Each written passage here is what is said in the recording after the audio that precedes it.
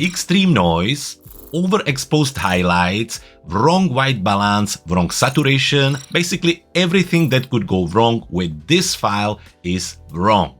So can we or can we not fix it using Luminar NEO? That's our mission today, and we are starting right now. And we starting our recovery mission here in the catalog module. So let's look at the photo and let's see what's wrong.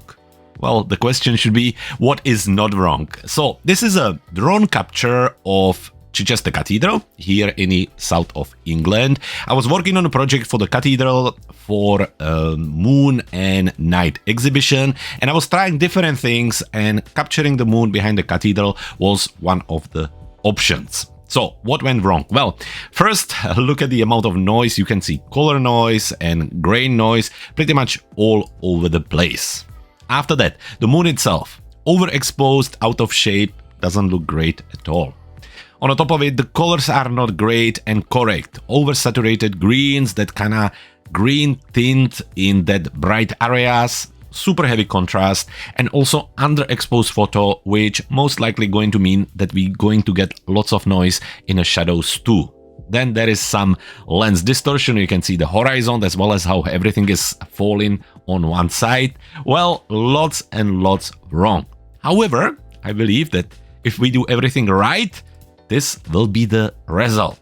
So how do we do this? Well, we're gonna use the power of all the different editing tools, but most importantly, everything will be built on really proper and strong raw development. Just like always say, that's the most important building stone of the editing. And if you wanna see multiple examples of the workflow, how to set it up that you get the most out of your raw files, then get my latest masterclass focusing on the raw development. It's available now. All you need to do to get it is to follow the link in the description of this video. But now, without any further ado, let's jump straight to it. So we have the image, again captured by drone. Looking at the information, high ISO around 1610, the lens 6.7 millimeters. Even though the exposure compensation was over the point, 0.7, it's still underexposed in areas and then overexposed on the highlights here, f1.7 and 1/6 of a second. But as it is raw, we have a lots of chances to try to fix it. Inside of the sample files, which you can download now by following the link in the description, you will get this image. You will also get an overlay with this glow and a sky. Well, both of them are going to give you a hint of what we're going to do once we finish with the development, but let's start with the development first. So take the image and let's move it into the editing module. In the editing module, we go straight into our Develop Raw and Noiseless Raw. If for some strange reason you can't see the raw tools, then make sure that you reset the image by right-clicking on it and going into adjustments and revert to original. After that, you should see the same tools as me, and we go straight into the Develop Raw. Number of different adjustments. Well, as always, the first thing when we're doing the raw development is to go into the optics and make sure that all the distortions are on. Once we do that, it already looks just a little bit better. Now the horizon will need straightening and we will need to do some adjustments, but from now here, I think this is all good. The vignetting, midpoint, nothing here. So let's close the optics and go into the transform. I always start by trying the auto align. So let's click on that. It does some kind of job, but it's not perfect. So actually let's switch it off and let's see the vertical transformation. If we push it one way, maybe just a little bit actually, maybe it will bring the cathedral forward. So you know what, let's go for around 5 here. After this horizontal aspect, I don't think that will help us. So we can close the transform and we can go into the crop AI. Now here is a secret. If you use any non-raw tool right now, you will lose the access to raw tools. However, the crop AI is different. It actually works along the raw tools, so you can use it safely at any time of the raw development. From here, we need to adjust this. So we need to rotate it and align it. Let's start by horizon alignment and see if that will help. And it doesn't, so switch it off or reset the tool and let's just rotate it so the cathedral is straight. So let's have a look at it. Keep an eye on the lines and see that everything looks good there. I think around here looks good. After that, what we can do, we can actually crop it in a way that maybe we can get the cathedral more in the center. I don't think we too much worry about this area, so let's see if we could crop it even further. I think that's about right. We could go even more and actually position it in the center, which may be going to work, so let's go for that.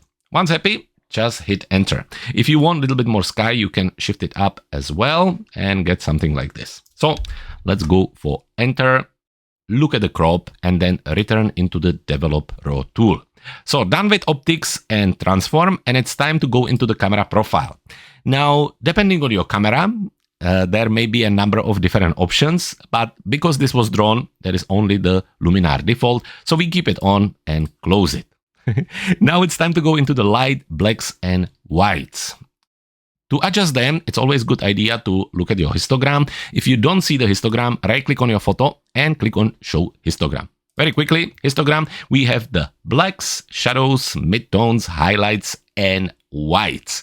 And we're kind of trying to balance it to make sure nothing is overexposed, underexposed, and ideally the data is spread across the histogram. So to see it even better, it's always a good idea to hit J on your keyboard, which will give you the clipping mask overlay.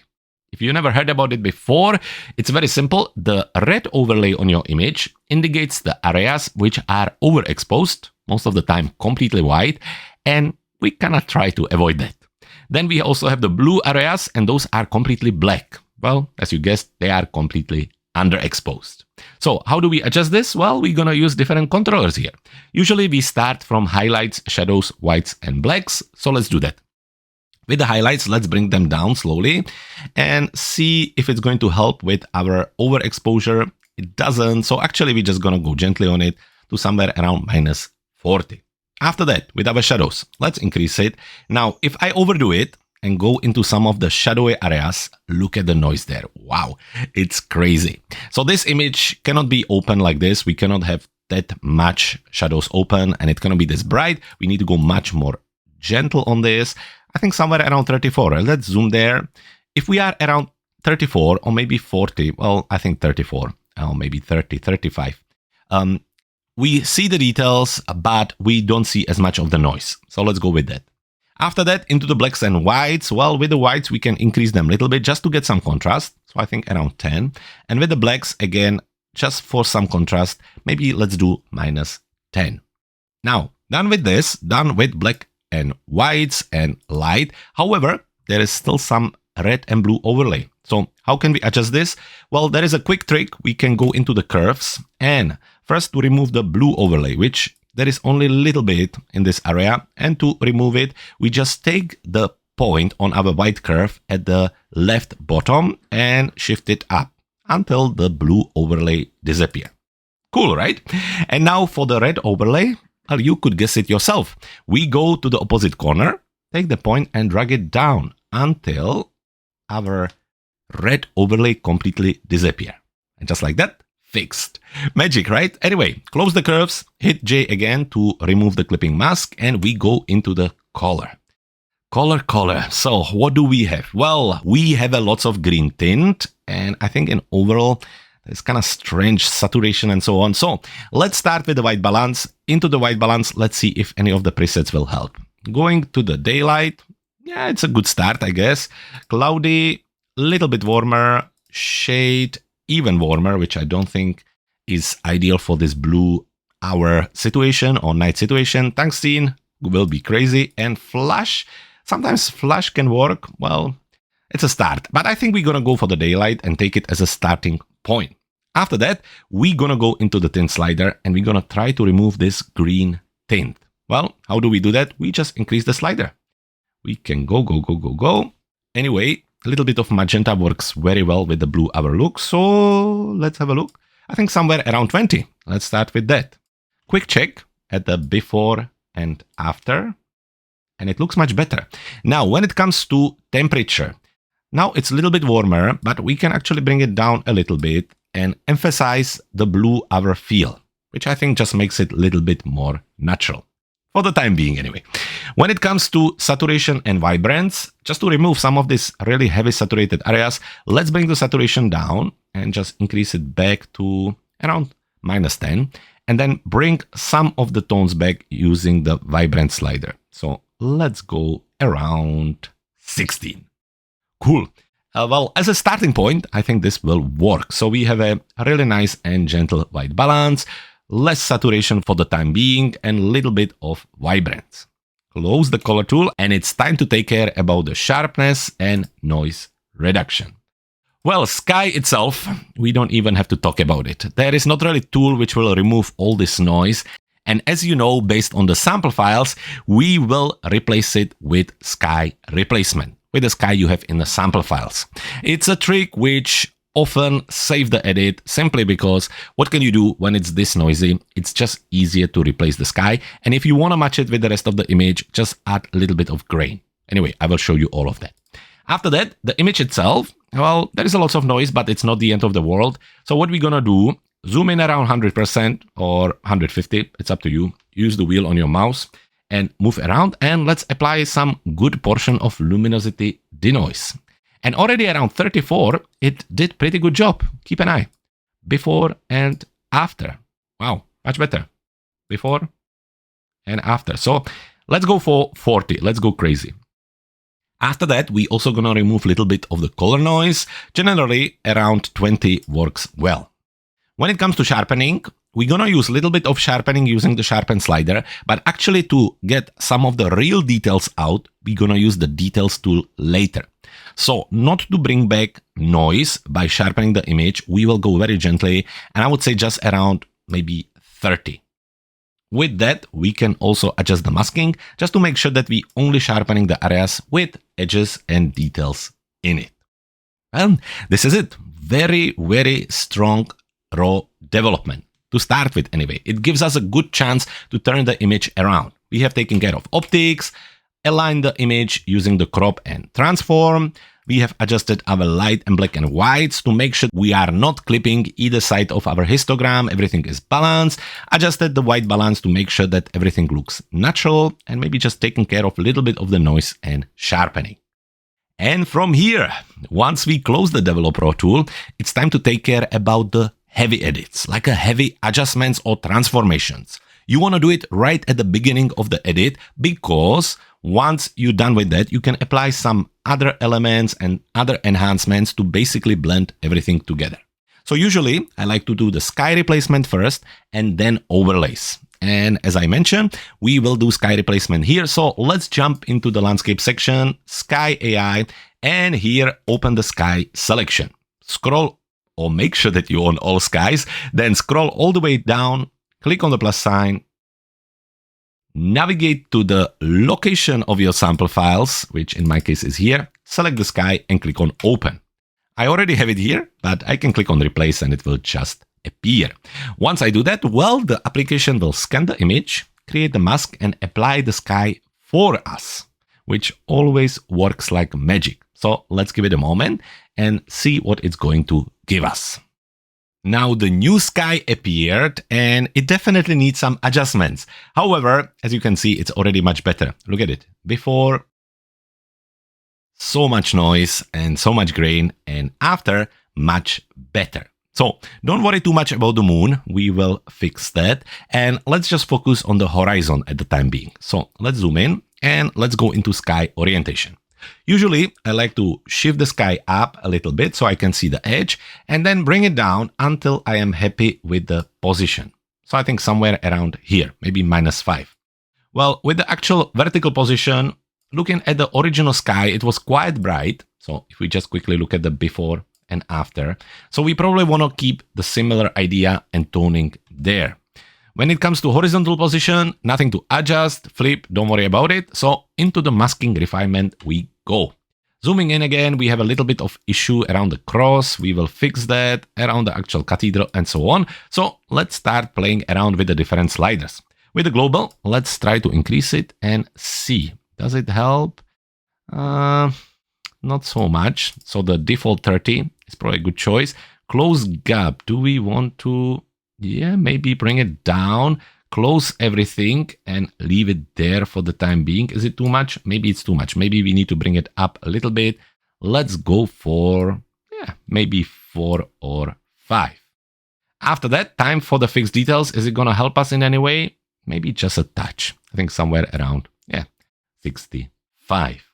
So that's better. Now we need to fix the cross on the top. We will do that with masking, but for the time being, we're doing good. Let's close the mask refinement. Scene relight, we can apply a little bit of it so everything balances together, a little bit of relight saturation, and then into the sky adjustments, where definitely we're going to apply a little bit of noise to the sky, or not noise, grain. So I'm thinking probably around 10, just to match everything together. And actually by increasing the grain, what it's going to do, it's also going to match some of these areas around which are a little bit noisy anyway. So actually, to really match it, let's go for 20. Atmospheric haze, does it need it? Well, I don't think it's necessary, so we leave it there. Warmth, we keep it. Do we want the sky brighter or darker?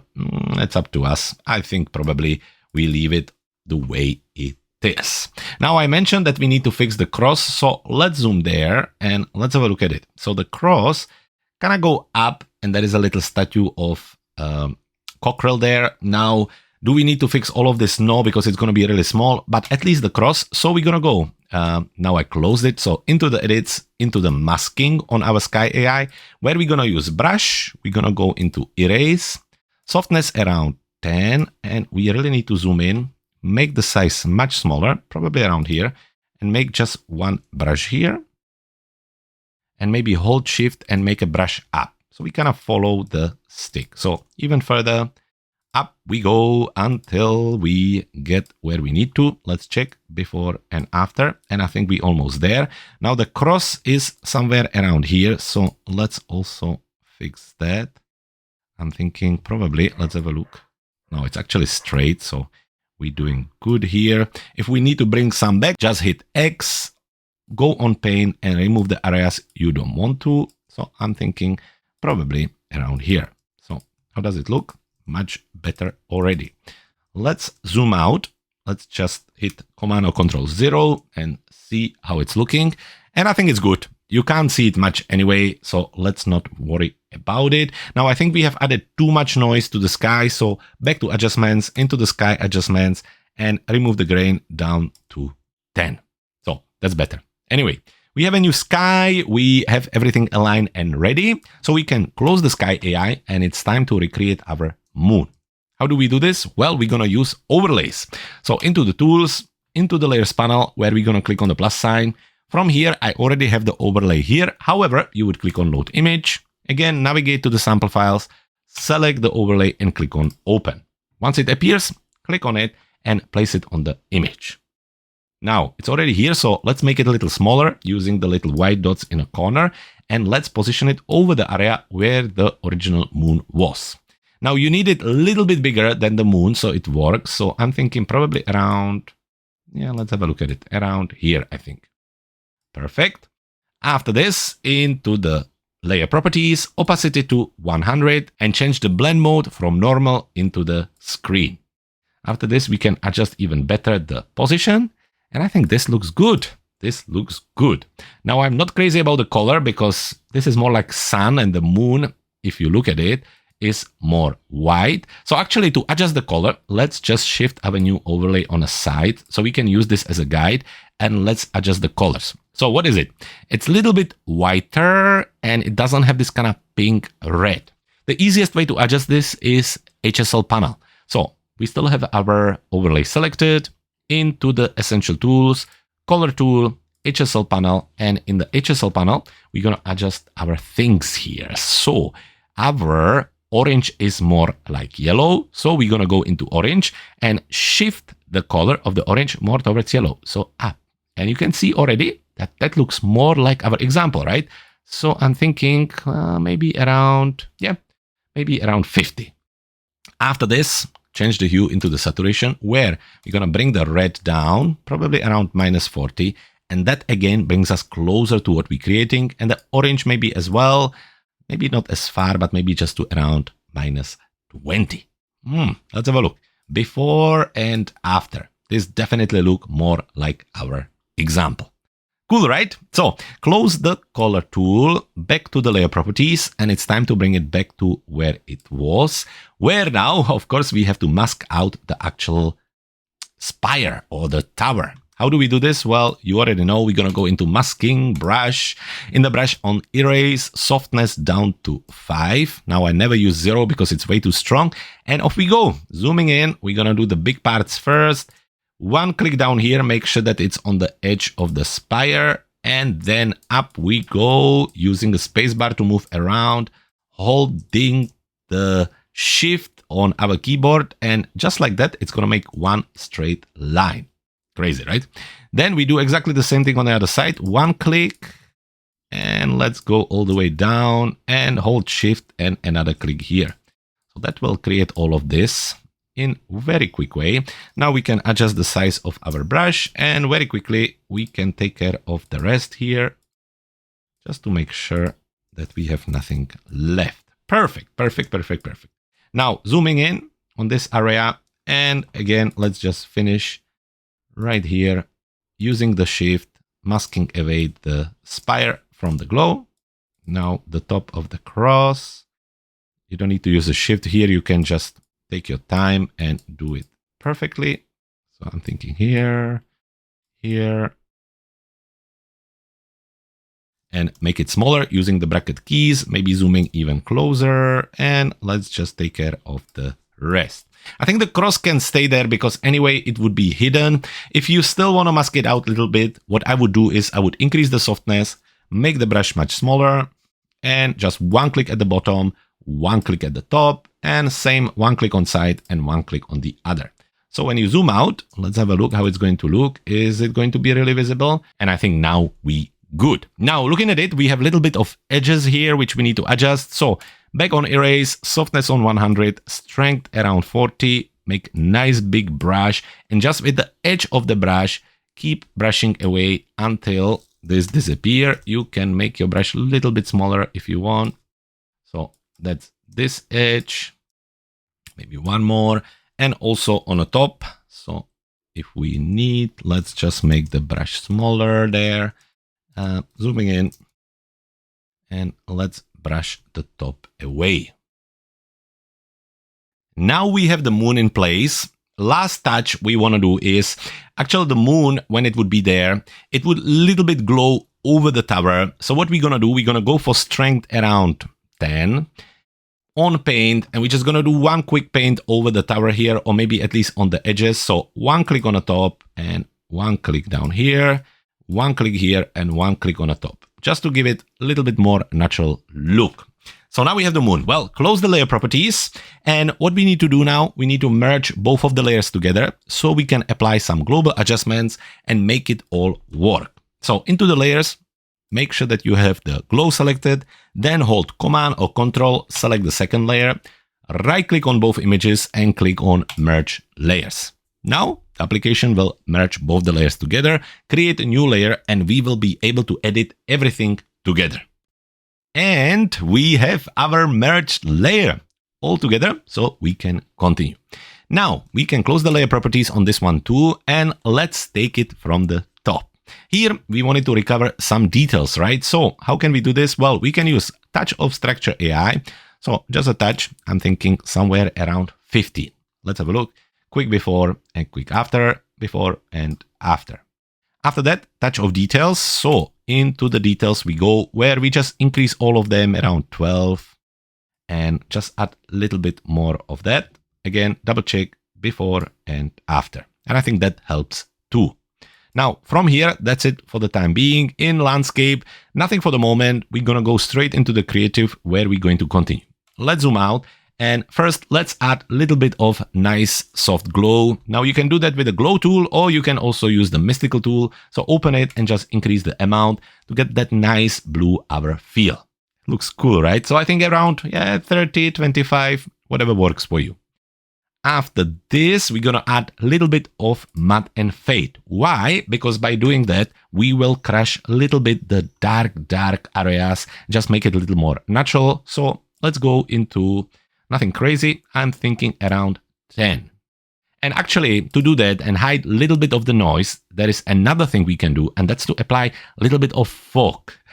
How do we do this? Well, into the landscape section where we can open the atmosphere AI, and let's start by increasing the amount. With the amount increase, we can now adjust the mode from fog into layered fog. Let's have a look. That kind of starts from here, doesn't work for us. Mist, wow, that's a lot of it. And haze, if we increase this, let's have a look. Mist, is it a little bit too strong? Maybe a little too strong. Layered fog also, so maybe we will stick with the fog. Let's have a look. If we just shift it in a way that it doesn't affect the actual cathedral, so I'm thinking probably around here, maybe somewhere like 50.